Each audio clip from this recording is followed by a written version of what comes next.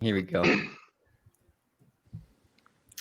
What up? Welcome into the Triple Play Fantasy Football Show, a proud member of the Fantrax Podcast Network and the Fantrax HQ family. D. Mendy here, joined as always by Johnny Foosball, John Van Etten. John, did Manny enjoy her first Christmas? Yeah, the little kitty just got a lot of trash and paper bags, but cats love that stuff. So Did you gift wrap them or did you just give them to her without? no, it was our gift wrapping. You unwrap it and then you throw it down on the floor for the cat, and they'll play with it for like 4 hours. Oh, sounds like a good gift to me. But speaking of first Christmases, we also have a boy that grew up in a Jewish household, and that's the Doc, Eric Mendelson. How was your first Christmas? It was pretty good, man. Can't complain. I now realize I missed out for 26 years. Wait, yo, Eric, did you convert? No, my girlfriend's Christian. Not all of us convert. I was about to say, everybody's following in the footsteps. Shots fired. Bang, bang. Throwing shade at me. Of course, we also have the man that was just sounded beautiful on his new mic, and he's always giving every single time of the year, and that's the Brad Stradamus, Brad Kilgore. How's it going, buddy? I'm sad as hell, man. Dwayne Haskins, they just kicked my boy to the curb. Yeah, man, that was your guy, and we're gonna have to dive into that in a second. I don't want to jump the gun, but we have a guest this week, and joining us, I got to intro him in the proper way. Right foot up, left foot slide. All right, foot up, right foot this dude, we welcome in a man. There's two sides to him. The man you see before you. Copyright. I hit it double time. All right, there's two sides to this man. The man you see before you, and the man that rocks a mustache when he has very bad takes. An NFL and an NFL fantasy analyst. This dude from Georgia don't like to lose. He says so on his podcast, Lord Don't Lose. The only man I know that has an OnlyFans for football chats. Right, hit it for me, Drake. Oh, Lord. That's right. We've got the fantasy football Lord, a.k.a. Lawrence Jackson Jr. What's going on, man? Man, what's happening, man? Yeah, man, the OnlyFans things, it was cool for a minute, but you know what, man? I don't like OnlyFans getting a cut of my bread, you know what I'm saying? So I'm finding another avenue, you know what I'm saying, to do my own thing. They can't get my little change, man. I was about to ask you right from the jump because I was like, all right, is this something I got to get into too? Because I figured it was only for like stuff that you can't see on podcasts. But are you giving advice and then giving like the ladies a little bit of extra with that advice, or how's that work? See, they ain't ready for all that yet. You know what I'm talking about? Because some of them might be too young, you know. So no, it ain't none of that. For that reason, you know, I got to keep it. But it was funny though, because it's funny because I'm a dude who had an OnlyFans, and most of the people that sign up is dudes because they wanting the fantasy football advice. So some of the dudes is like, man, I want to get this, but I don't want my wife to see that on my on account. I'm like, my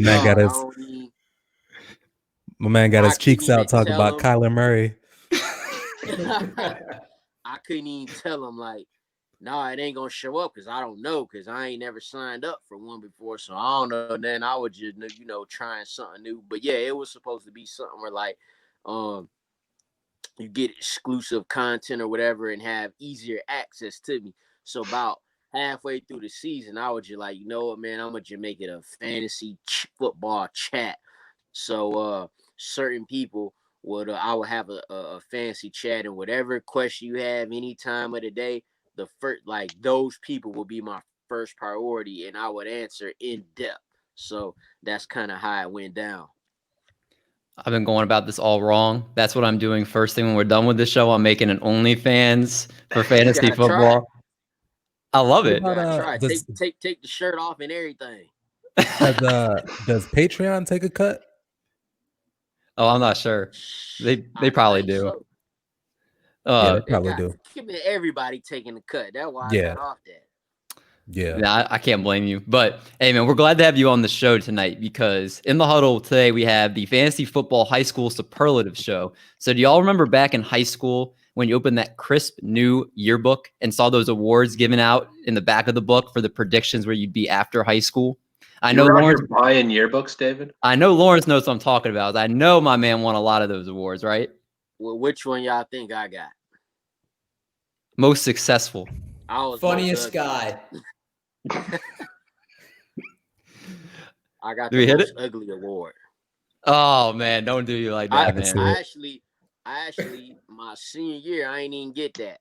I lost most athletic to another dude who was on the basketball team. See, our basketball team were good. I was on the football team and we sucked. So I guess that kind of made me lose it. So I ain't getting Nathan. You're Georgia, right? Were you like 6A, 5A? We was 5A, so we were one of the weaker Wow. schools. We was one of the sorrier schools, I say that, in But 5A. that's a So big we had division, though. yeah, it was tough, but like we were bottom of the barrel. So, but our basketball team was also 5A. They were winning. They was always in the Final Four and all this. So I ain't get most athletic, and so I'm a Hey, has I been mean, central. we all share that award. None of us got the most athletic, even though we wish we did. But we got 7 awards on the docket tonight. Some of them high school staples, other of them that may be if we were in high school now. So our job is going to be fitting those players into those categories. After that, we'll go to our question of the week. Which current NFL player looks like they're currently in high school? And as always, we have our game of the week revealed at the end of the show. But first, let's go to our news and notes.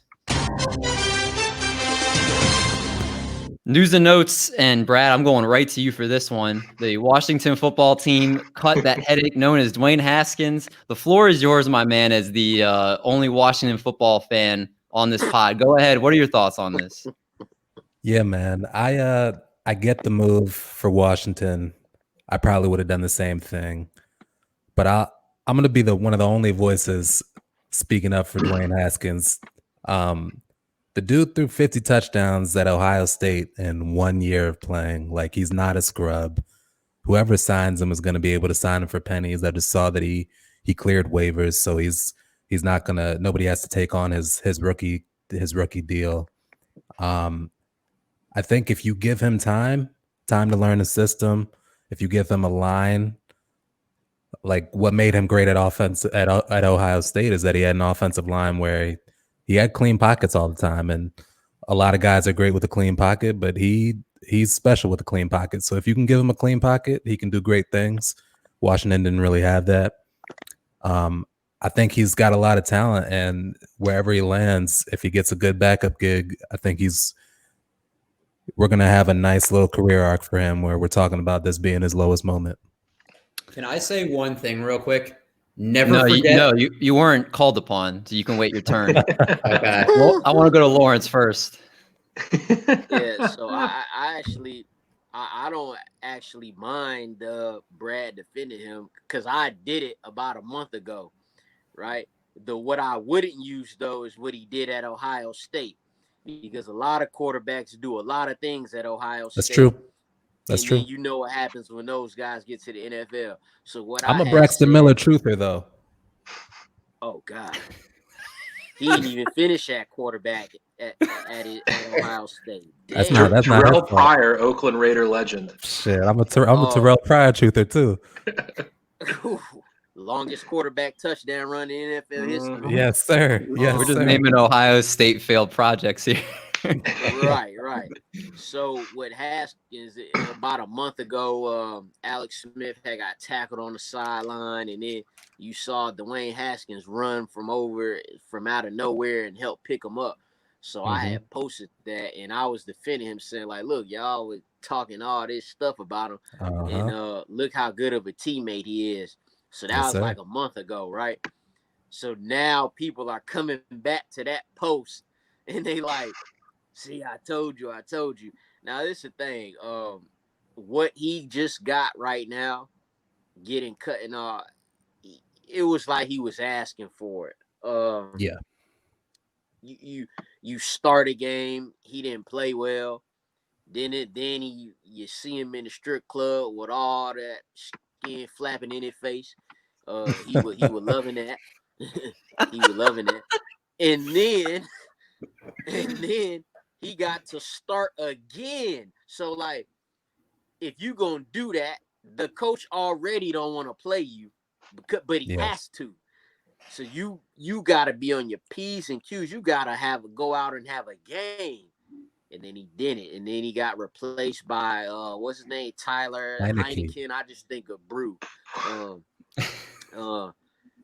He gets replaced in the game. It just wasn't going well. So you on the sidelines, his teammates giving him the stank eye and stuff. It was just his time there was done. I hope he could recover. He's still young. He still got a shot, but he definitely has to change his mindset. He definitely didn't.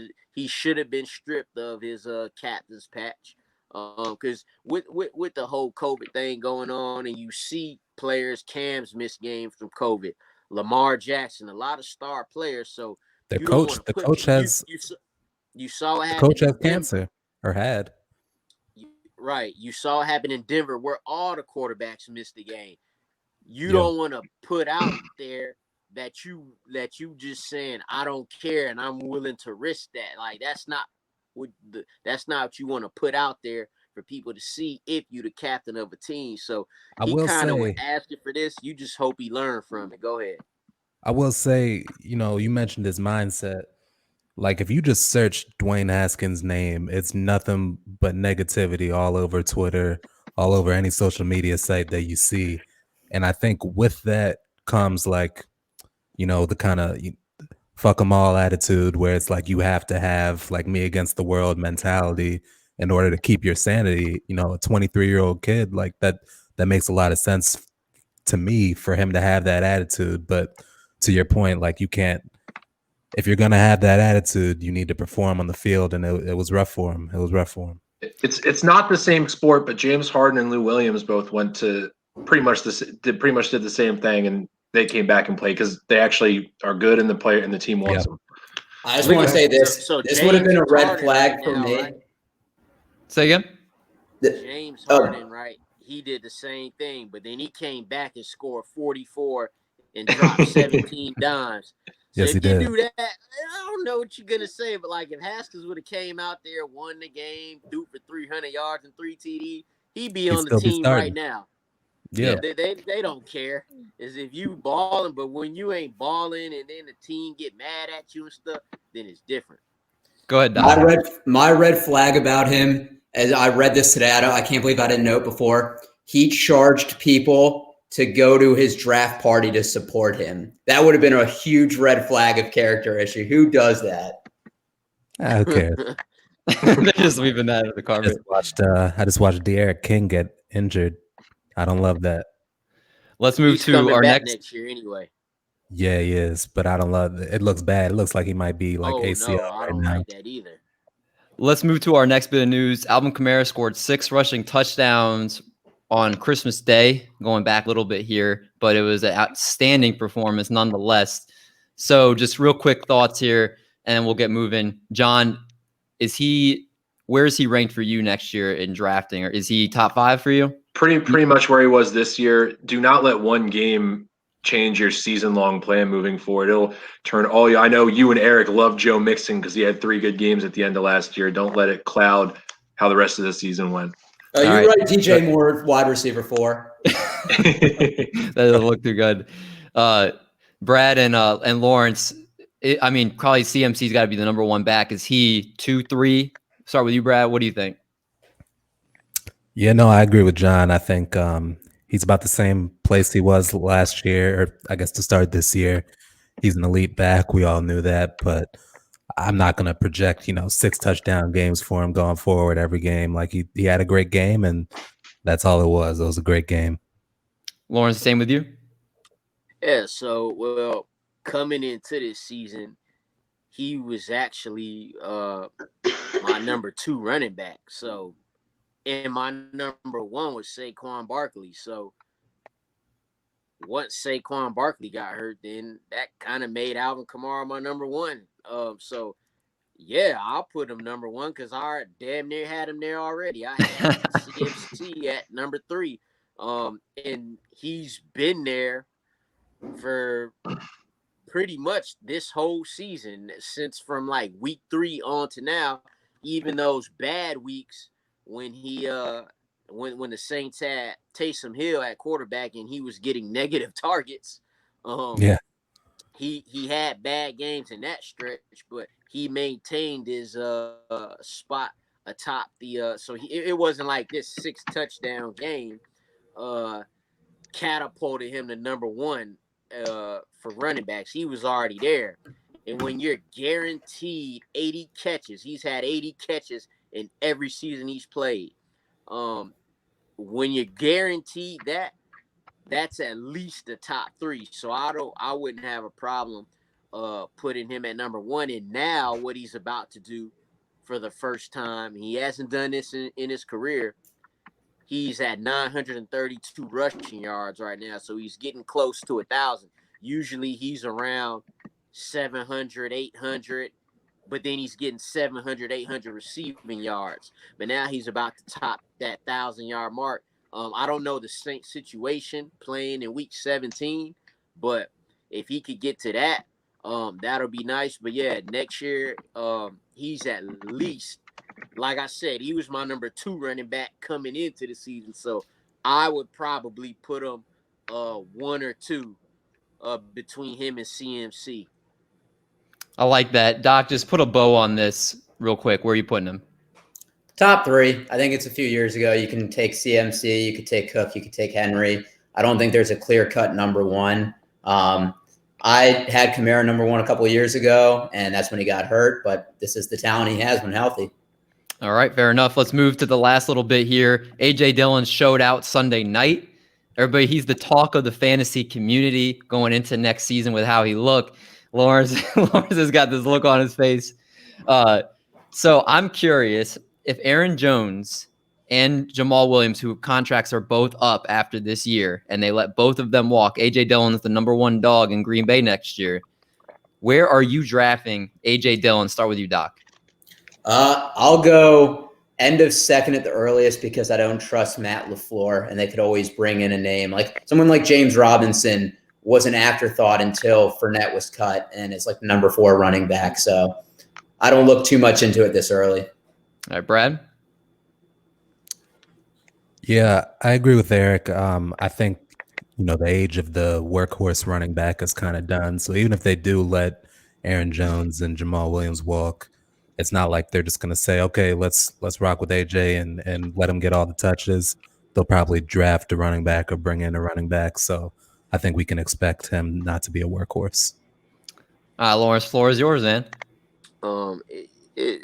I'm kind of gonna say what they're gonna say. It would be very hard to imagine that both Jamal Williams and Aaron Jones go, but you never know. And then if they do go, we're gonna be like, oh, AJ Dillon, but then they end up with like Travis Etienne from Clemson or something. Yeah. And then we're all like, oh, 2 running backs drafted in the 2nd round 2 years in a row, and then we just don't know what to think. As far as AJ Dillon the other night, it's playoff time. It's getting cold. Playoffs will probably go through Green Bay in the NFC. This is where guys like AJ Dillon shine. So it'll just be interesting to see what his share in the workload is going forward for this season. So that'll let us know for next season what their plans are. Do they back off Aaron Jones a little bit in the playoffs and give more to Dillon, or is it even or what? So like the other guy said, we just really don't know, and it's too early. And John, what about you? Similar to Kamara, I wouldn't let Kamara's 6 touchdowns sway my projections. Why would you let 120 yards really change your mind that much about a player? Fair enough. I used this example on Twitter earlier, and someone asked me about it, and I said that if he's in a similar situation where again, if Jones and Jamal Williams walk, and they draft a 4th or 5th round rookie just to kind of spell him like they do with Derrick Henry in Tennessee with Darrington Evans, who sees about That's 10. different. So I'm going off of, I think they would have a couple backs there, but if it's someone like right now, Aaron Jones and Jamal Williams is getting, I don't have the exact snap percentage in front of me, but it's not usually enough to kill Aaron Jones's value. So if they brought someone like a lesser extent in with AJ Dillon, I would be very interested. But yeah, we'll see how everything plays out, of course. And then obviously, it's not like they're gonna have no other running backs on the roster. Like you gotta have somebody, So right. And the last little bit here, Jared Goff broke his finger out week 17. Justin Herbert broke the rookie passing touchdown record previously held by Baker Mayfield. Travis Kelce set the single season tight end receiving yards record. And the Jacksonville Jaguars are changing their names to the Jacksonville Lawrences. So should be some good stuff there. But need to let me run the team. Are you pitching now on the pod to let them let you take over? Yeah, man, let me take over. Who would you take at 1? Who would I take at 1? I would go with Justin Fields. Oh, I like that. I know we just got done talking about Ohio State. I was about to say, how you do this shit on Ohio State quarterbacks? You taking them 1? Appreciate you, PCW, checking. That's our guy. But see, he was originally at UGA, so and he's from Georgia, so that's true. I will try to ignore that Ohio State stuff. I like that. Well, if you like hearing about Ohio State football, do you like what you're hearing so far? Make sure you never miss a show by clicking the subscribe button wherever you find your podcasts. Want to hear more Triple Play? Great news for you. We have a fantasy baseball and a fantasy basketball show that you can check out, available anywhere you get your podcasts.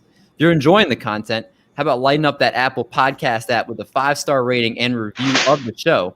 Check us out on Twitter and Instagram at Triple Fantasy. Eric and Brad run our social media and provide daily questions, annoying gifts, and of course, our weekly episode drops. Listen to the Lord. The Lord here will tell you that you need to listen to our show. Hopefully by the time this is done. He ain't going to play around with this. So if you like listening to the Lord, make sure you listen to us. Thank you, the loyal player, for your listens each and every single week. And we'll jump into the Fantasy High School Superlative Award show right after this quick break. All right. The Fantasy Football High School Superlative show. So, again, talking about how it was senior year, all these superlatives put in the back of your yearbook. We want to identify 7 players that could fit these awards and kind of figure out why we think each one would fit in those particular categories. A fun show going into week 17. Now that all the statistics and numbers can be done with, we can just have a little bit of fun here. So you fellas ready to dive right into this thing? Yes, sir. You're a loser if you play week 17 fantasy. I'm actually in one right now. Besides you. Oh man, Laura's backtracking. I don't like it. It's just how it is. Like I actually hate that. Like, and I'm playing for third too, so it make it even worse. It's ridiculous. Like, scrap that. Yeah, I mean, that's the first thing I'll like. If I see there's a week 17, there's so many people that get benched and like, or play a half that screw your lineup. Like that was the whole reason I was like, I can't do it. But yeah, we ain't talk about week 17 today. Luckily, we're going to talk about something fun, something good. And we're going to start with our first category here. And that's the most likely to succeed. One of the most common ones you might see. And this was for this category, we're talking about who you were high on being great this year, that you fully succeeded to your expectations, and not someone that's super obvious, someone that, okay, like this isn't a DeAndre Hopkins or whoever may be, someone that you were like, this guy's going to be good, and they showed out for you. So Lawrence, I'm gonna start with you. Mine is gonna be I'm gonna keep it with the home team, man. Mine is Calvin Ridley. I had him inside my top 10, barely inside my top 10 for PPR, and he's actually number 5 right now as we speak. He actually stepped up his game when Julio went down, and he just been racking up 100-yard games, and now he's at over 1,300 yards, and he's a touchdown getter as well, man. So he's done better than doing well. So he kind of actually exceeded my expectations at his maybe getting drafted in the 4th or 5th round. I like that. Yeah, I mean, Calvin Ridley, is he a top 5 wide receiver next year? Draft as a top 5 wide receiver, or is that too high for him? I don't with so because you're gonna have Hopkins, you're gonna have Adams, Stephon Diggs will probably be more likely to go as a top 5 wide receiver. I don't see him being drafted as that, but he could easily end up finishing there again. It depends on what happens with Julio too. Right, You that's a know, good so point. if there is no Julio, which I hope there is, but if there's not, then I could see him creep into that conversation, but not drafted as a tie. It's just too many guys out there. Agree, and appreciate you, John Luke, checking in. John, what about your guy? You guys told me I was a homer for putting him as high as I did on Darren Waller, but I mean, if you just look at what he did in the fantasy playoffs, he's got 625 yards, 3 touchdowns last 4 games. He could have won you some stuff, especially from that tight end position, which is very, very light this year. Oh yeah, I like that. And then the homer pick ended up working out well for you because you were. I don't have the rankings in front of me from our preseason, but was he your tight end 2 or was he your tight end 3? Definitely 2, I think. Okay, yeah, because that was a good call on your end. Doc, you're itching to get in. I can see it. Who's your pick? Oh, I mean, it's my QB7 preseason. It's Josh Allen, who's actually QB4. 4 games with 4+ passing touchdowns for all the people that said he can't pass. And for all the people that said Zach Moss is going to steal touchdowns, he has 8 rushing touchdowns. 9 out of the 16 weeks, he's scored over 25 points, and his trajectory is going up, and he looks like the Bills franchise quarterback. I rest my case. Yeah, I saw something you put up today, Eric, that he's arguably the number 2 quarterback next year behind Patrick Mahomes, most likely. I know there's a mix of Kyler Murray, Justin Herbert. I saw a couple people talk about him in there. Lamar Jackson's always a chance to be in there. I mean, but he's a strong candidate to be the 2nd quarterback off the board next year. So I love that call. Brad, what about you? Yeah, man. People said I was crazy. People said I was smoking crack. People said I was trying to get attention. I put Kyler Murray as my QB1, and he's QB1 this year.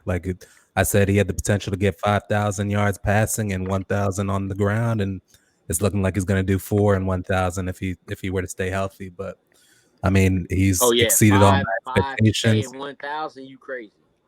I was pretty close. 4 and 1,000 is pretty close. But the dude, he won't hit the dude showed out.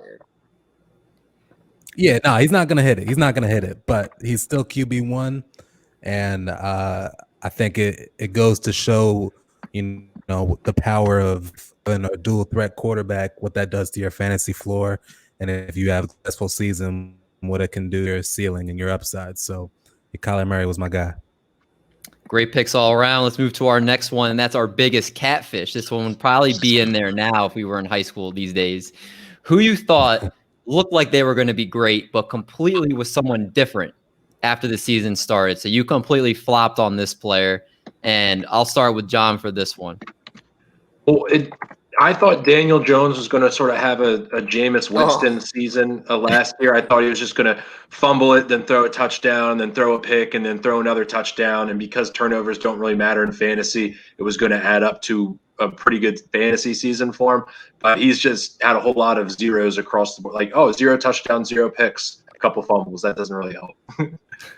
Yeah, he's 9 touchdowns this season. Nine passing touchdowns. I thought he was going to be slinging it, but the Saquon injury doesn't help, but that doesn't really bring you to 9 touchdowns. Yeah, it's crazy. If he doesn't throw a touchdown on Sunday, I can't remember the last starting quarterback that probably played 10 or more games that has thrown under 10 touchdowns, but I'll have to look that up. Doc, who's your guy? Yeah, great pick, John. I mean, I was high on Daniel Jones, so I got to take my L's when I can. For me, it was Joe Mixon. I was taking another L on that. So he was injured week 7, but you look at before, he had 1 game with 70+ rushing yards. He had 1 game with 100+ scrimmage yards. A little bit of encouraging signs. He caught 4+ passes in 3 of the 6 games. But you look at besides that game against Jacksonville where he had 175 rushing yards and 42.5 fantasy points, he averaged 11.5 the other 5. Once again, that's not bad, but for somebody that I think he was my running back 6 in a consensus first or second round pick, that's not the production that you're expecting to get. So I need to put this out there before we continue. John did not have Joe Mixon on his top 24 list when we put that. And you all gave me so much hate for it. Everybody killed you for that. Yeah, well, he'd be there if no injury. I don't think it wasn't very good. No, we can't say that. We can't say that. I need to give credit where credit's due. He's 24 right now. He ain't played in 2 years, it seemed like. That's hilarious. Brad, who's your guy before we get to Laura's? This is my guy, man. I was sad to see it happen. I still can't believe it. I had this guy as a top 10 quarterback. Tyrod Taylor. Newton, man. No, Cam Newton. Yeah. Tyrod doesn't count because he got hurt. He would have been top 10. But Cam, man, he was showing out on the ground. He's still a powerful guy. He's not as fast as he once was, but he's still powerful. He's getting those touchdowns still.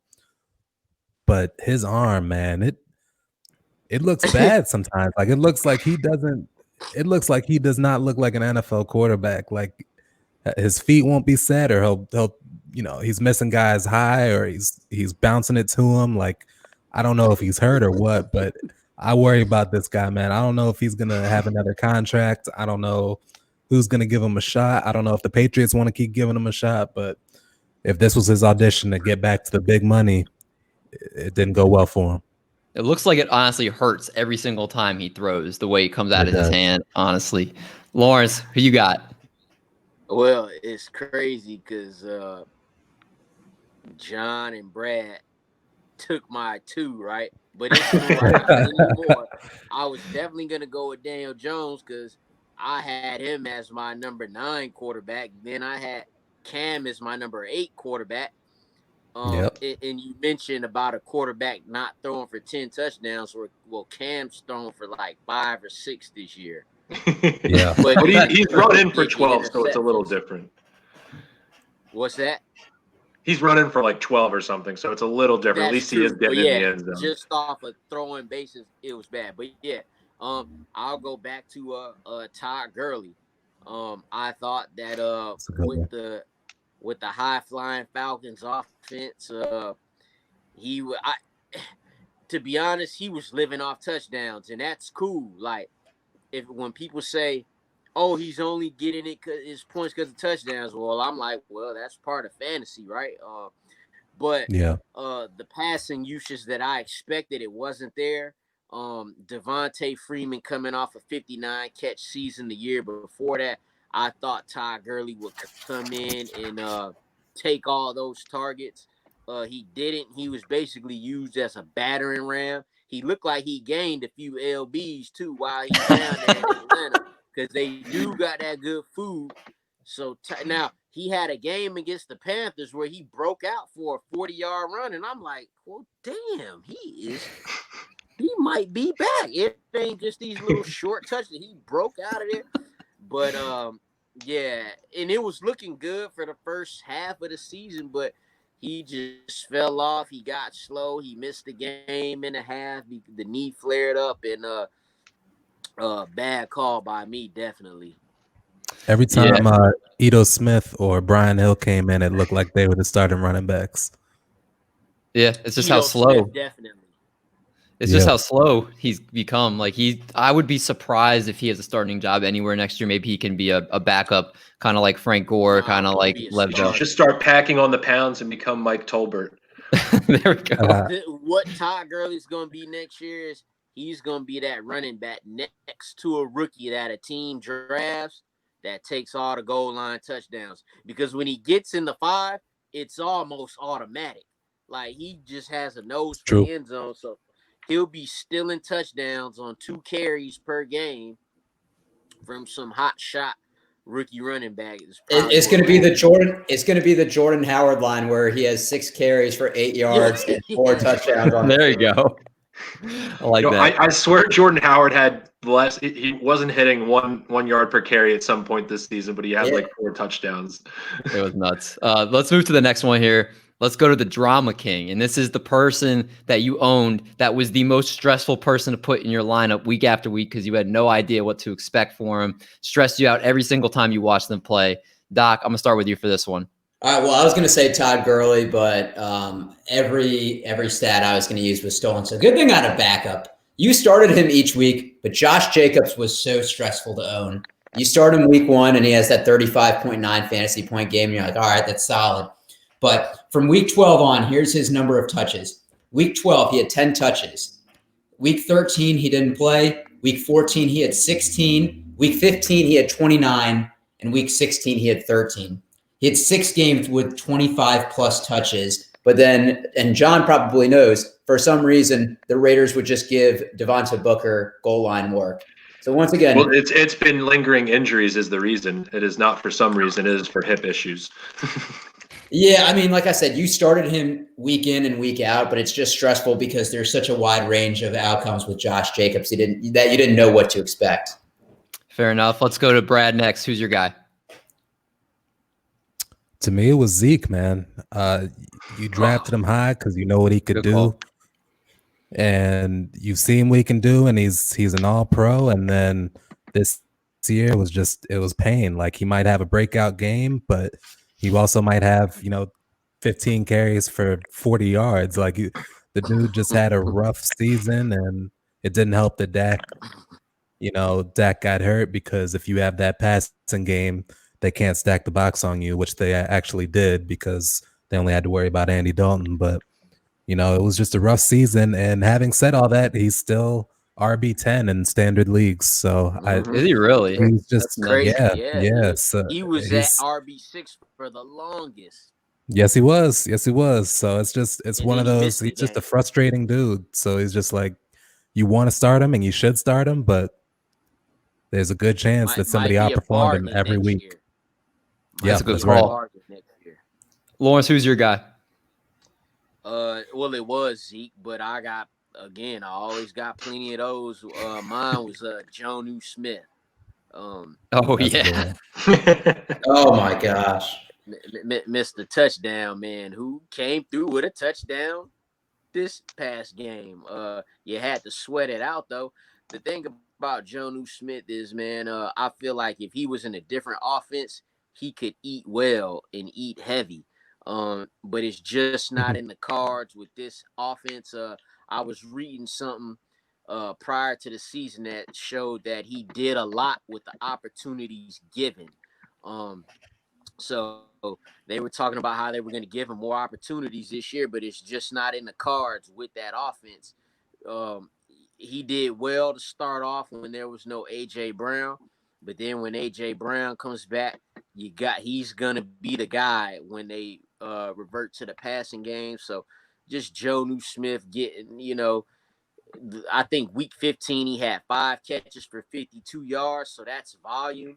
But then most of the time it would just be like 3 for 18. But that touchdown gets you over, and that'll hit your projection. But it was frustrating, especially after like week 5 or 6, to keep on rolling him out there, and he just became a streamer. Yeah, no, that was a great call. Both the Zeke and the Jonnu, like, I didn't have either of them, but I know just from the inconsistencies I saw that it must have been so stressful to start him, especially Jonnu, because tight end is such a crapshoot as it is. Like, he seemed like someone that was a slam dunk early in the season that you got a stud, and they just tapered off so much. But John, who's your guy to round this out? I was going to say DJ Moore. He was just so boomer bust in between the injuries. It was just hard to keep track of when you should play him. Like, just in the past 2 weeks, he had 131 yards. So you're like, oh, he'll be good if you want to play him in your championship. Then he puts up 37. So it's just sort of the kind of season he was having. If you tried to follow him after a good performance, he probably would put up a so-so or not so good performance afterwards. Yeah, he was very inconsistent. And Robbie Anderson, everybody that had DJ Moore hated Robbie Anderson this year because he just took so much away from Moore. Moore was the deep vertical threat, and Robbie Anderson basically kind of took that away from him, and he became a lot less efficient this year. And it was Man, Robbie Anderson revived his career.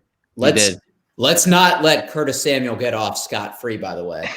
Yeah, I got to throw him in there. All their offense looks a lot better. They have a good future there.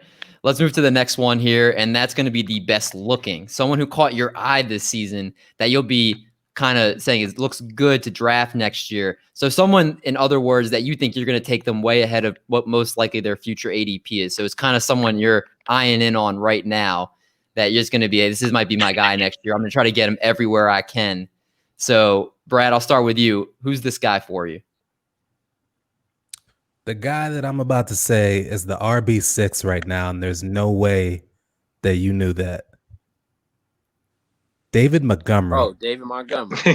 Yeah. That man came on like gangbusters, man. As soon as Trubisky came in, and he was just getting, he's the workhorse, so he's getting the PPR touches, and he's also getting everything on the ground because you have to have some sort of running game if you're going to have any success with play action and through the air. So he's somebody that I was hesitant on at the beginning of the season, and I guess the first like 6 to 8 games it was kind of hit or miss, but after the second half of the season he's kind of been a freight train, man. He's been unstoppable. 100-yard games, bunch of PPR touches, touchdowns.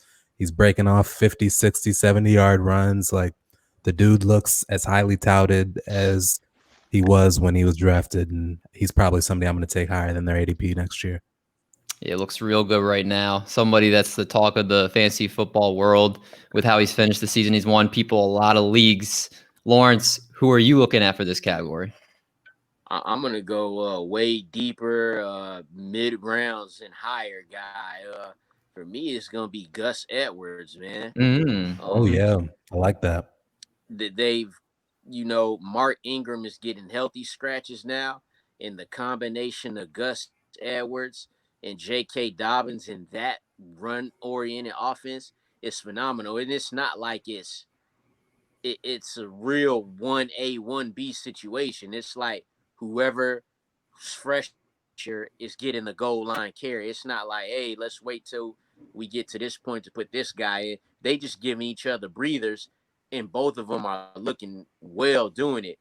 Gus Edwards can catch the ball out the backfield when given the opportunity. He actually made a big catch for the Ravens in Week 15. He's got speed for his size. He can get to the outside, and just him being in that offense and him being 1/3 of that amazing backfield that includes him, Dobbins, and Lamar Jackson. He could be somebody that could be a nice little flex play for good value in 2021. Great call. I took him in every draft this year, every draft. So I'm with you. Great call. Yeah. John, what about you? I was going to say Myles Gaskin because I think we all had the Dolphins backfield wrong from the beginning of the season. But the more I thought about it, it's just Jalen Hurts. And I know it's only going to be a few games this season where he's going to get the start. But I'm going to overdraft on Jalen Hurts next year. It's going to be awesome. So let's say right now they don't have obviously rankings really yet, but let's say Jalen Hurts is the 12th, 13th quarterback off the board. Oh, higher. Are you going as high as top 5, top 6? Maybe, I think so. He's breathed a new life into the offense, and I love a QB who can scamper. It just raises the floor so much on them from a fantasy perspective and from a real perspective. All right, I like it. Doc, finish this out for us. So for me, it's Tyreek Hill. I made a case that you could take him in the 1.01 of redrafts. Double-digit fantasy games in 15 out of 16 weeks. Very consistent. Usually durable unless he breaks his sternum or punctures a lung, which is pretty rare. He had less than 6 targets once this year. 2 rushing touchdowns because I love to throw that in John's face. He has 17 total for the year. And just to illustrate how dynamic he is, Week 14, he had 4 touches, and he equaled 26.1 fantasy points. He could literally have a goose egg until the fourth quarter, catch a 70-yard touchdown, and be fantasy relevant. I think there's probably 2 or 3 people in the league that you can say that with. He probably will have a second-round ADP, but I will definitely take him in the first, probably top 5 and maybe even number 1 overall. Props to Lawrence for being the only one in this exercise to take someone not talked about like on every podcast. So I appreciate you, Lawrence. No, That's a wild guess. You talked about David Montgomery, Jalen Hurts, and Tyreek Hill. I'm looking for like the Gus Edwards of the world. Well, sorry, That's the David. bust You're out they here need. lumping Jalen Hurts as top 12, and I'm telling you I'm picking him top 5 QB. So that is the question. Yeah, I'm literally saying I would take Tyreek Hill probably number 1 in redraft. All right, you guys can stop your complaining. Thank you, Lawrence, for following the rules. Appreciate you. You know, I try, man.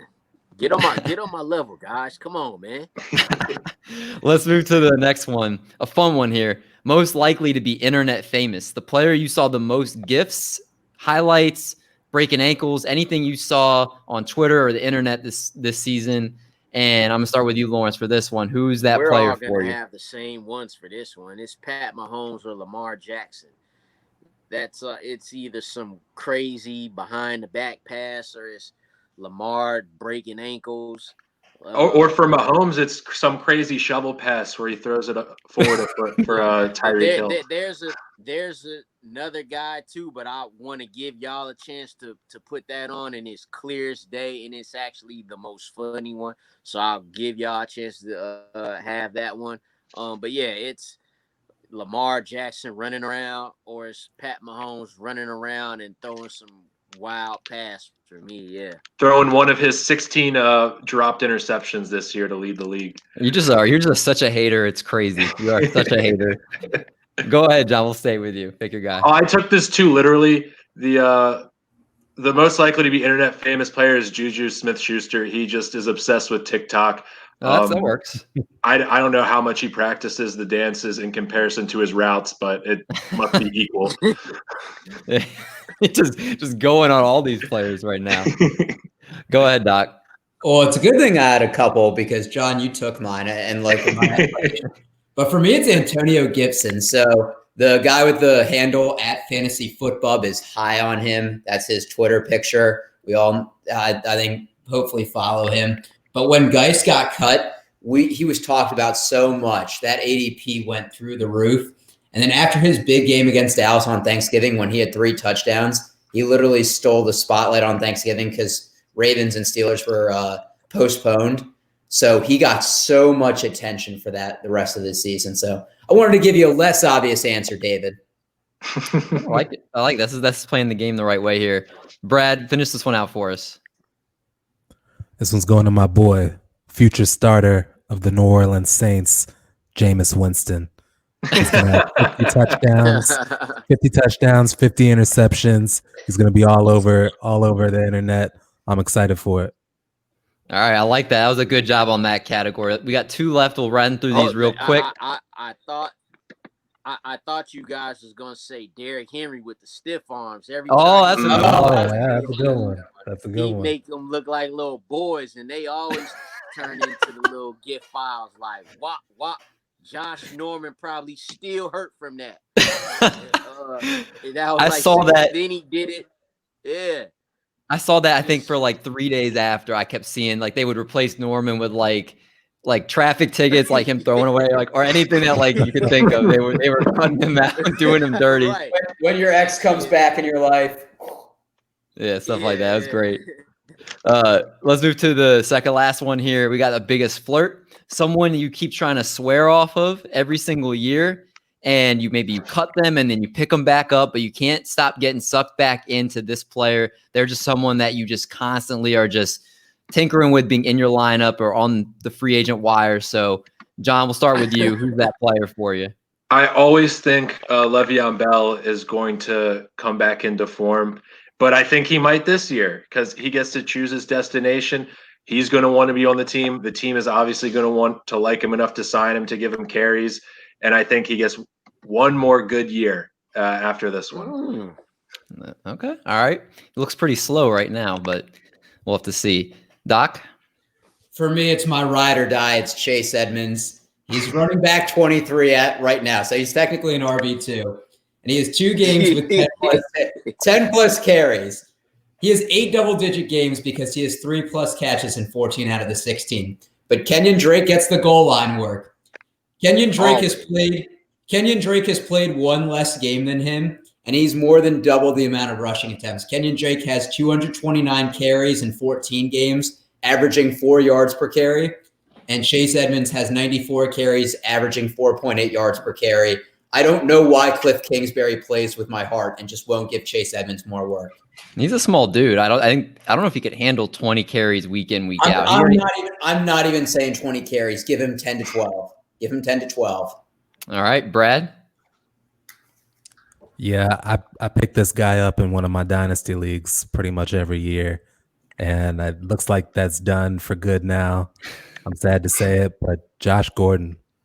I always pick him up. I'm always like, man, I don't know if he can give me another 2,000 yard season, but he probably has got a 1,000 yarder in him. And it looks like his demons just keep catching up with him. And I wish him well, and I hope he gets another chance. But if his fate's in the hands of Goodell, it doesn't look great. That's a good one. Every single year, it was kind of like the Antonio Brown the last couple of years when you were just stashing him on your bench, just hoping he would do it. I kind of get that. Lawrence, what about you? Mine is AJ Green, man, and not that he's never in my lineup. Never, no. But in the beginning of the past, like 3 seasons, you pick him up and you think you're getting a bargain in the 8th, 9th round, and you're like, just let him have like a 100-yard game real quick so I could start him and just be like, I told y'all he still got it. Well, nah. And this year, I'm done. I'm wiping because they got T. Higgins now. I'm wiping my hands of it. You never know what could happen in the future. He might end up on another team where he could be the number 2 receiver and shine. But I actually, if he went to like Green Bay, then I'd be like, Yeah. Or like, what about if he's in Houston I gotta with the give Texans? Him and Deshaun Watson, Brandon Cooks, Will Fuller. Deshaun Watson could make any receiver look good, so maybe there's something there, but I don't know. It had to be with somebody like Deshaun Watson, Aaron Rodgers, or somebody. I like that. Let's move to the last one here, and this is the lottery ticket. Who is under the radar that most likely to win people the lottery, whether it be a championship? For me, I play a lot of DFS. Want someone to win me that DFS cash? Who's that lottery ticket that literally you could probably snag at the end of drafts next year that will be like a James Robinson or somebody that's going to kind of help contribute to your team that nobody is talking about? Doc, I'll start with you. All right. Well, I had Tony Pollard, but then you kind of changed it up, so I'm not going to say him. Go ahead. No, go ahead. You can talk about Tony Pollard. Okay. So his only start in his career, he scored 31.2 fantasy points. Zeke won't be durable forever as he missed his first game. If Dak comes back, I think that inflates it a little bit. I think he's going to be a later pick because he's still not a starting running back. And they're loaded at wide receiver, which means you can't stack the box. So a lot of open lanes, hopefully. But my really, really deep flyer, because I was prepared to change up, Justice Hill, because an injury to J.K. Dobbins or Gus Edwards, and he slides into that run-heavy offense. Yeah, everybody forgets about him. Was he a 3rd-round pick a few years ago, or was 4th? I can't remember. Yeah, and Ingram's contract is up after this year. Oh, he's a 5th, Ingram's contract is up after this year, so I don't think they bring him back. Knowing the Ravens, they'll probably draft like Travis Etienne or something. It could be. What about you, Brad? We'll stay with you. I'm going to be a little bit of a homer with this one. I'm going to go Bryce Love.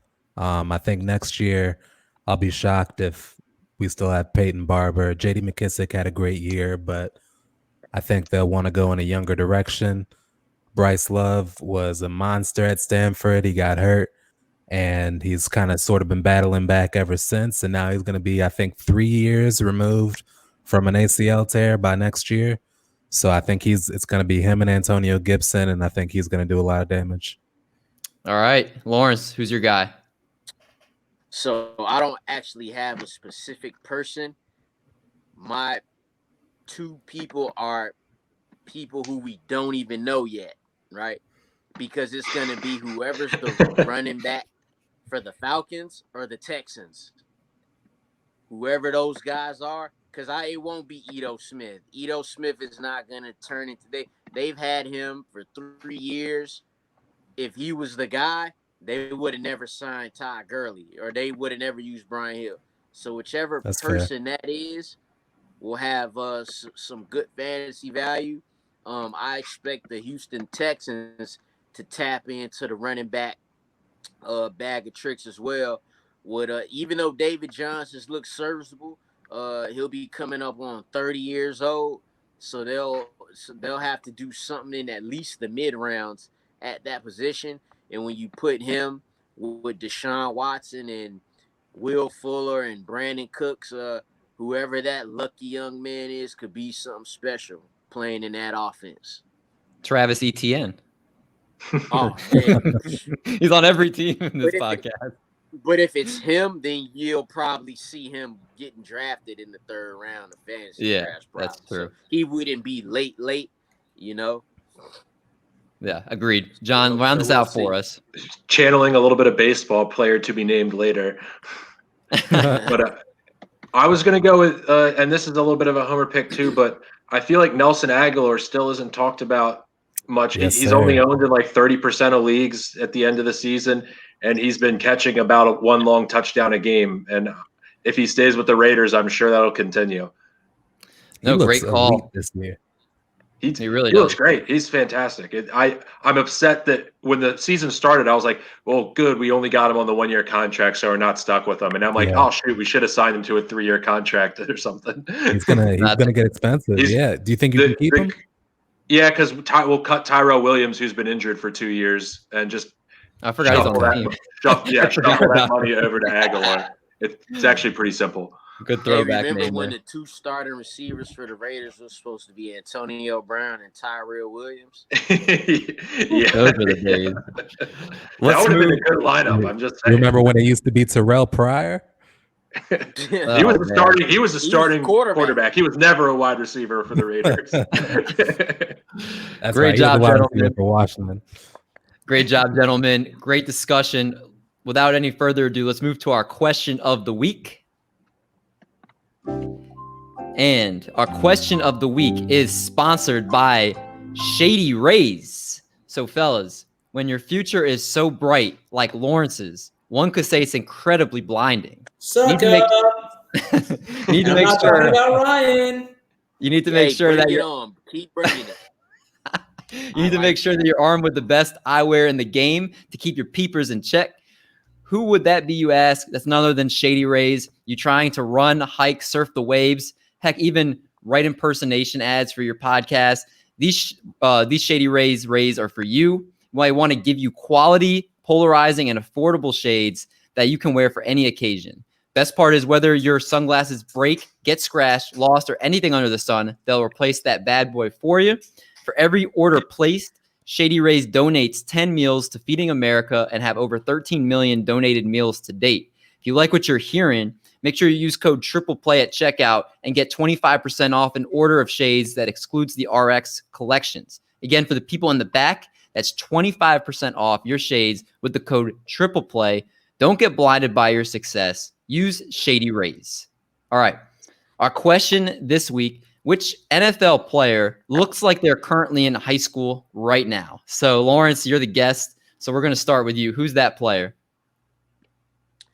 Does it count for middle school, too? Because it's Justin Herbert ever since he cut his hair. That's what I said. I said, when David said that, I said, everybody's going to say Justin He Herbert. looked like he about 12. I'm glad you said that because, yeah, when it was in our group text earlier, Brad was like, just don't use Justin Herbert then. But that was, I think that's the name everybody comes to mind. Who else if I don't use Justin Herbert, I'm going to end up using Gordon Hayward, and he don't even play in the I got a couple guys for you that I have in the chamber if you guys don't say them. Just one. So go ahead, John. You can go next. Obviously, Hollywood Justin Herbert as Brown. well.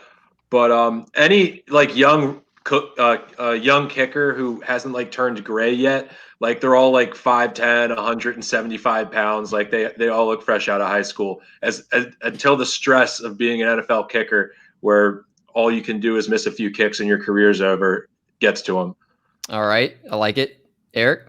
Yeah, I'm going to go with a specific kicker, and that's Rodrigo Blankenship. Yes. Yeah, not trying to be mean. He's an accurate kicker, but my man's looks like a high school nerd taking his SATs, and the water boy, the football team that put on a jersey, and the pads look too big for him. All right, Brad, who you got? Instead of the face, I went with a height thing. So I'm going Tariq Cohen.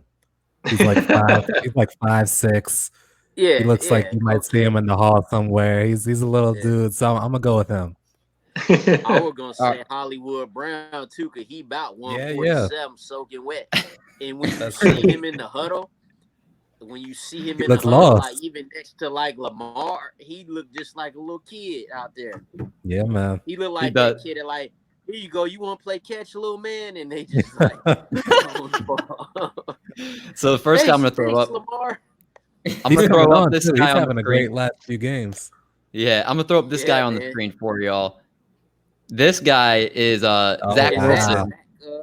Zach Wilson from BYU.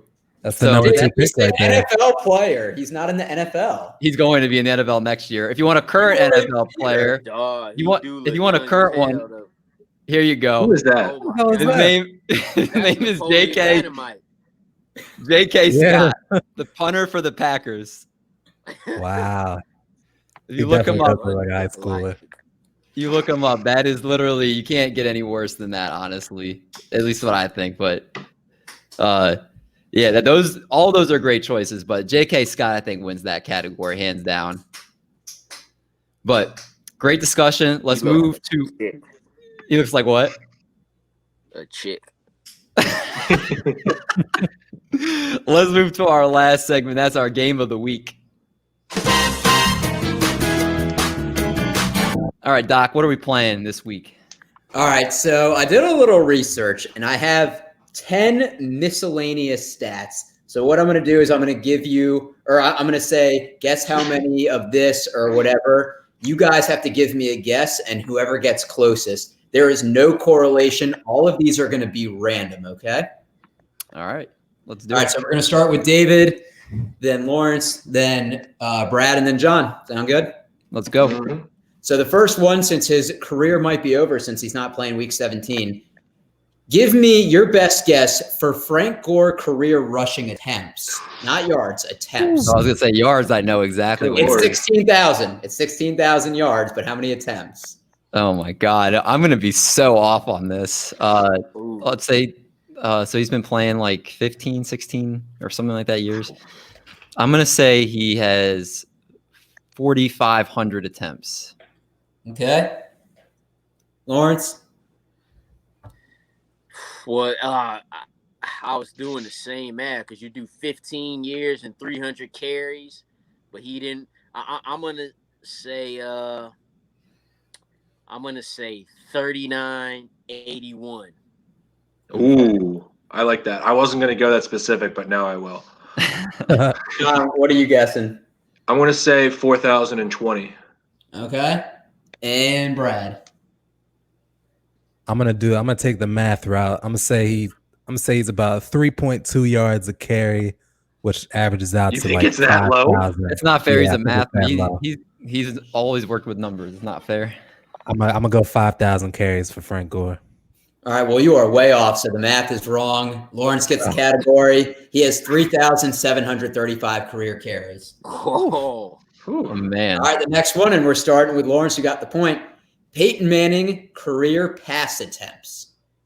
Oh crap! I need somebody to go ahead of me for me to even do a guess. all right. So, damn. I don't even know how many attempts people do in a season anymore. Yeah, all our guesses are going to be career pass attempts. How many times Peyton Manning threw the ball? 9,116. All right, Brad. I'm gonna go 7,000. Okay, John. I'll go 6,021. Okay, and David. So maybe 30 attempts a game times 16 games would be like 4,800 attempts, or It's yeah, 480. I mean, 480 attempts. This is And like one then- of those job interviews where they ask you like some crazy question and they just want to see how you think about it. Yeah, they just Exactly. want to see the process. I'm gonna say 12,600. I don't know. Oh, you're way off. All right. Well, Lawrence is pretty close. He threw 9,380 attempts, so he Wow. was within like Wait, 200. what? Wow. Yeah. That's why he's 9,000? taking steroids then. Yeah, 9,380. So you were close. You're pretty close. All right, we gotta All right, come well- back now. All right. Well, third, and we're going to Brad to start with this one. Larry Fitzgerald career drops. Ooh, Oh, wow. this is a fun one. Beat on that one. Yeah.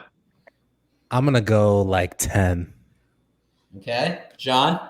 I know he has like more tackles than he does He drops. does. So I think Yeah. it's like something crazy low. I think I'm going to go 4. Okay, David. I'll go lucky 7. Okay, I'm and going Lawrence. 7. I'm going 7 as well. All right. Well, I know you guys love Larry Fitzgerald. He has 30 career drops. Really? What? That high? He has Yeah. He has more I tackles. thought he had. I A lot must of have been wrong interceptions. about that. There's I think only he has. 30 I tackles. was looking it up. I think he has like 36 tackles and like 30. Oh well, I was underrating his tackling ability then. Jeez. Yeah. Yeah, I mean, the Cardinals have had a lot of bad quarterbacks in this time, so he's had to chase down some interceptions. But Brad's on the board, and Lawrence got 2. Number 4, John. We're starting with you. The number of games that Vontaze Burfict has been suspended in his NFL career for everything, PEDs, Ooh. suspensions for hits, all of it. I really like that. I'm going to go with 20. I think he's missed a season and change. 20. That was my Okay, exact number. David. I think that's a little conservative.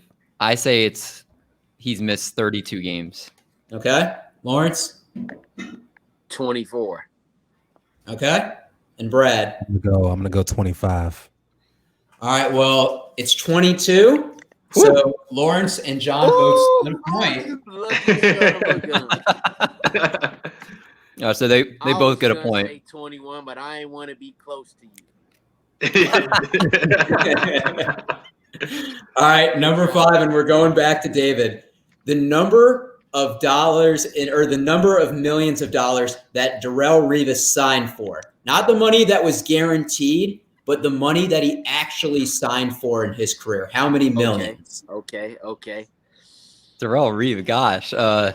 Yeah, the capitalist himself.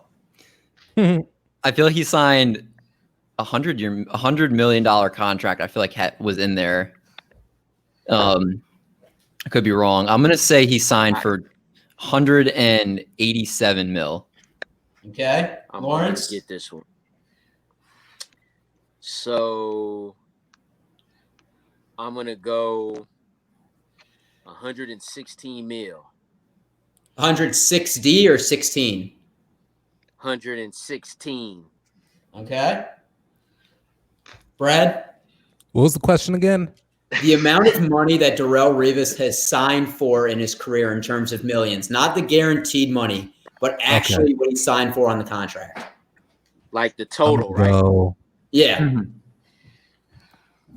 gonna go 220. Okay. It is like I don't know how many renegotiations does he do because it doesn't count if he signs like 50 million and then changes it 2 years later for 70. Is Yep. that 120 or okay? Yep. No.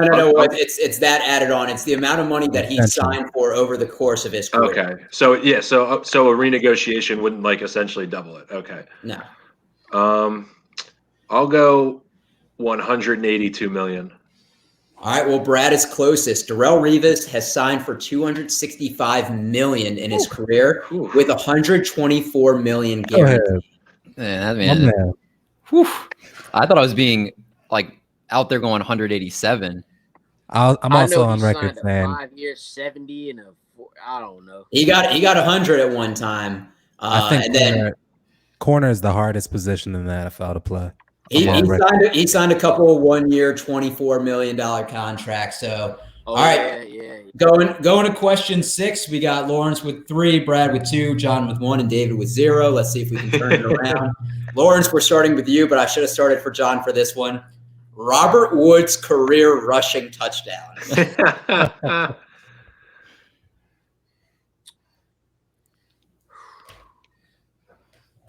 8. Okay. Brad. I'm gonna go 15. Okay. John. I'm going 12. Okay. And David. 11 just stung me like a bee, so I'm gonna go 11. All right. Well, you guys are all overestimating Robert Woods' rushing ability. He has 4 career rushing touchdowns, 2 being this year. Wait, he only has 4, and you talk about like he's going to get it every single time. Jesus Christ! Yeah. So another. He only has 4 in his career, and every season you like to bring up that he has rushing upside. That's enough. I think he had 2 last year and he had 2 this year, so that's enough for me. All right. Well, another point for Lawrence. And Man, he's killing it right now. Yeah, we're gonna start with Brad for this one. We got 4 left. Tom Brady career playoff wins. Oh, I'm acting like I know. That's brutal. You can All kind right. of. I'm gonna go 40. Okay. John. Nicole, you can't help out. I'm trying to think because he gets to the Super Bowl like every single time. So, like Brad, you're saying he only played for 10 years. Like that's pretty much what you're Well, I'm saying like he's got 6 rings, right? Which is at least 3 wins a year. 4 wins. That's 24, and then saying. Yeah, I think I'm gonna go 48. Okay. David. 44. All right. And Lawrence. I know it's Brad said 40. It's either high 30s, but I'm gonna go 30. It's 30 on the dot. Whoa. Way. What? This man's I locked think in. that's not as many as I thought. I mean, keep in mind he's got buys, so you only need. That's true. Yeah, the buys were throwing me off because I was going to say he gets 24 just from his 6 months ago, championships, I was but doing something That's what I was comparing thinking. Aaron Rodgers to Tom Brady. I think that's why I know that. All right. Well, I mean that you had it on the money, so really the only one that can tie you is Brad if he gets the last 3. And I'll do it. I got it. I'm clutch. But we're starting with John for this one. Ed Reed career interception yards returns. oh god damn. Jeez. Damn. Yep, I was in a random mood today. Where are you even getting this data? Yeah, I'm looking it up. Football Reference. I was going to say it's like this is some tough sledding for you to find. I broke out the calculator today to do all the abacus. He's been sliding stuff over back and forth. I know he's had like a couple like almost 100-yard returns, like very high up there. So I think he's 1,000-yard receiver on returns, 1,082. I don't like how Lord's screen went black there. I feel like he's looking it up.